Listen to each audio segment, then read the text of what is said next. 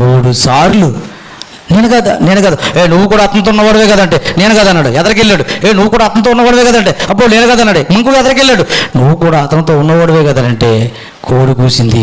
ఎప్పుడైతే కోడి కూసిన స్వరం విన్నాడో పేతురు ప్రభు వైపు చూశాడు.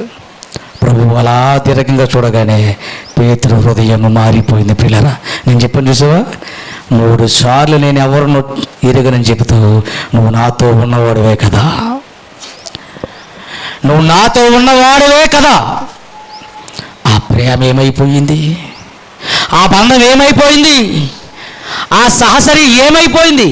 ఆ పరిచర్య ఏమైపోయింది? పేతురు కలిసి మెలిసి తిరిగాం, కలిసి మెలిసి తిన్నాం, అనేక ప్రాంతాలకు అనేక పట్టణాలకు సువార్తను వ్యాప్తి చేశాం. ఏది ఆ పరిచర్య? ఏది ఆ బంధం? ఏది? ఎవరో అడగగానే ఒక చిన్నదాని దగ్గర కూడా నువ్వు నేను ఎవరినో ఎరుగునని బుంకావే అని ఒక్కసారి ప్రభు పేతురు కళ్ళ వైపు చూడగానే పేతురు అన్నీ గుర్తు చేసుకున్న, ప్రభువా నేను తప్పు చేశాను, క్షమించు. పేతురు ఒక్కసారి ప్రభు వైపు చూడగా వెంటనే సంతాపం పుడుతుంది. ప్రభువా నేను నిన్ను కాపాడాలి, నా ప్రాణమయ్యా ఇవ్వాలి అనుకున్నాను కదా, ఎంతలో నా మనసు ఎలా మారిపోయింది.